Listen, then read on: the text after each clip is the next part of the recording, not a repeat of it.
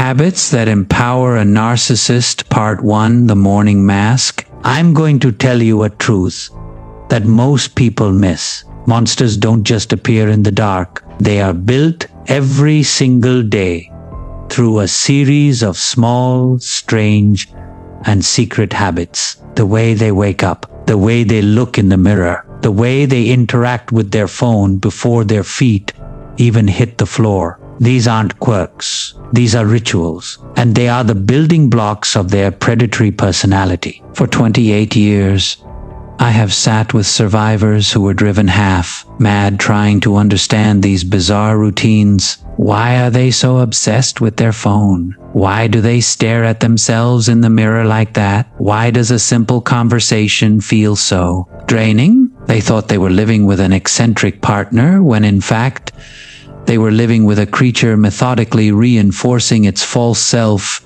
day in and day out. I am healed from my own past, but I remember that low-grade, constant confusion. That feeling that something was deeply off about the person I woke up next to, even if I couldn't name what it was. It is a quiet, creeping madness. So if you are here for a fun look at quirky habits, get the hell out. We are not here to marvel at their eccentricities. We are here to conduct a forensic analysis. We will treat their daily routines like a crime scene, dusting for the fingerprints of their pathology. We will expose how their everyday actions are designed to do one thing: empower themselves while disempowering you. Their life is not a series of habits. It is a series of calculated power plays, starting from the moment they open their eyes. Let's get into it. Part 1, the daily rituals of a predator. The narcissist's morning routine: mirror, mirror, and the phone. Their day starts with worship of themselves. The first hour of a person's day tells you everything. For a normal person, it is about waking up, maybe getting some coffee, preparing for the day ahead. For a narcissist, the first hour is about one thing and one thing only: reinflating the false self. They wake up empty, and they must immediately begin the ritual of proving to themselves that they are important, desirable, and the center of the universe. Watch them. The very first thing they reach for is their phone. Not to check on a loved one, but to check their supply lines. How many likes did their post get? Who viewed their story? Is there a new, adoring message from an admirer? The phone is not a communication device.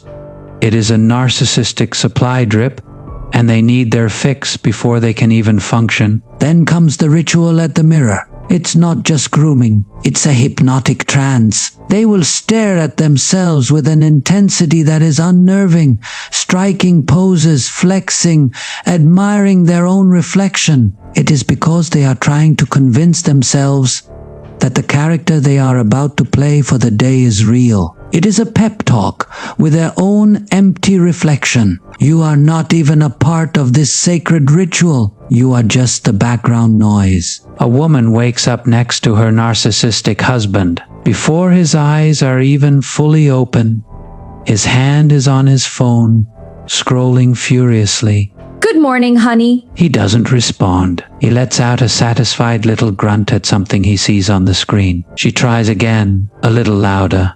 Did you sleep? Okay. He looks up, not with warmth, but with the irritation of someone whose morning worship has been interrupted. What? Yeah, fine. Hey, check this out. Over 200 likes on my post from last night. Not bad, huh? She tries to connect, to share a human moment. That is nice. I was thinking maybe we could have coffee together on the porch this morning. He's not listening. He's already out of bed and heading to the bathroom, phone still in hand, to begin his ritual at the mirror. Yeah, maybe. I gotta shower first. His day doesn't start with you. It starts with a frantic, desperate effort to convince himself that he matters. You are not a partner to wake up with. You are the furniture in his personal green room as he prepares for his grand performance. Now, let's talk about what happens when you try to actually have a conversation with this performer. The annoying conversation tactic every narcissist uses. They don't listen. They wait for their turn to speak. Have you ever been in a conversation with a narcissist and walked away feeling completely drained and unseen? It's because you weren't in a conversation. You were a monologue delivery system. They are the worst conversationalists on the planet for one simple reason. They are constitutionally incapable of listening. A conversation with them is not an exchange of ideas. It is a competition for airtime when you are talking. They are not processing your words. They are simply waiting for you to pause so they can launch into their own pre-prepared story, which will always be grander, more tragic, or more interesting than yours. This is called conversational narcissism. It is that frustrating experience, isn't it? You share a story about a problem at work, and before you are even finished, they jump in with, "Oh, that is nothing. Let me tell you what happened to me today." They don't just shift the topic, they hijack it. They colonize your experience and make it all about them. A man is trying to tell his narcissistic wife about a challenge he is facing with their teenage son. I am just really worried about him. His grades are slipping, and he seems so withdrawn. I don't know what to do. His wife nods impatiently, her eyes glazed over. He hasn't even finished his thought before she cuts him off, redirecting the spotlight onto her own superior parenting skills. It is because you are not firm enough with him. I've been saying this for months. Now, when I was his age, my mother knew exactly how to handle me. I remember this one time. The man deflates. He came to her for a partner, for support. But what do you think we should do now? She waves her hand dismissively, annoyed that he has interrupted her far more interesting story about herself. We'll get to that. Anyway, as I was saying, They are conversational vampires. They suck the life, the energy, and the point out of every interaction, leaving you feeling empty and unheard. Your stories are just the inconvenient opening act for their main performance. Recognizing this tactic is crucial. You must stop trying to have a real conversation with a person who only sees you as a human teleprompter for their own script. From the conversation, let's look at their other favorite device, their phone. The narcissist's weird and selfish texting habits. Your phone is a tool.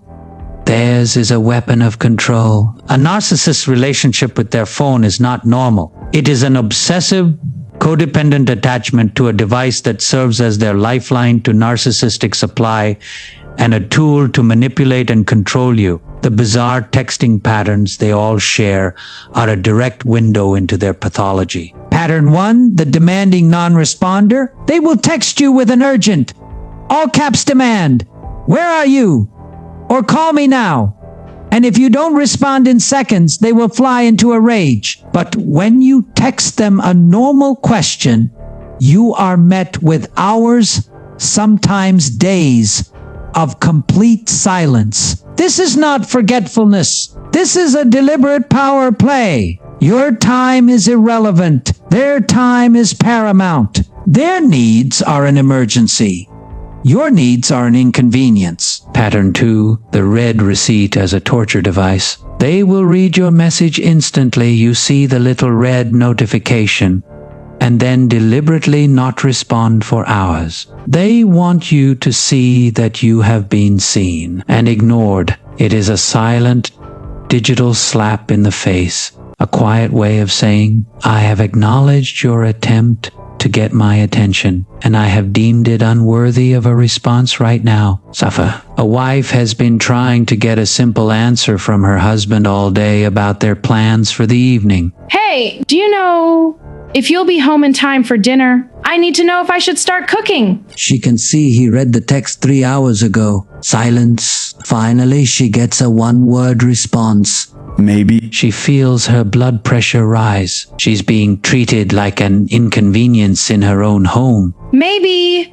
What does that mean? I'm just trying to plan the evening. Can you please just give me a straight answer? His response is swift. And now he is the victim of her nagging. God, you are so needy. I am in the middle of 100 things. I'll be home when I am home. Just handle it. They use texting to keep you in a constant state of anxiety and off balance. They create chaos and then blame you for being stressed by it. Your phone is a tool for communication. Their phone is a remote control for your emotions. Today, we have pulled back the curtain on the start of their day and exposed the pathology hidden in their most basic habits. We've seen their morning self-worship, their conversational vampirism, and their use of a simple phone as a sophisticated weapon of psychological warfare. These are not quirks. They are symptoms of the sickness. In part 2, we will follow them out of the house and examine their bizarre and revealing habits around money, food, and shopping. If you have been living with this constant low-grade weirdness, if you felt unheard, ignored, and controlled through these daily rituals, I am here to tell you that you are not losing your mind. You are accurately observing a pattern of predatory behavior. Giving you the language for that pattern is my life's work. It is the mission of this channel. When you hit that join button or the thanks button, you are directly supporting that mission. You are funding the intelligence reports that arm other survivors, helping them see the enemy's strategy in what they once thought was just a bad habit. If you are ready to stop being a supporting actor in their daily drama and start being the star of your own life, my counseling practice is here. The number is in the description. Just use the new code phrase for this series. The performance is over. My team will know that you have seen behind the mask and are ready to walk out of the theater for good. But for now, let's do our work. Let's reclaim our own precious morning energy. Take a deep breath in through your nose. Imagine breathing in your own peace, your own quiet start to the day. Now, sigh it all out. All their noise, all their demands, all their manufactured chaos. Let it go with that powerful sound. One more time. Breathe in your priority and breathe out theirs. That sound. That is the sound of you deciding that your day will start and end on your terms, not theirs. And remember, you can and you will heal. Just start today.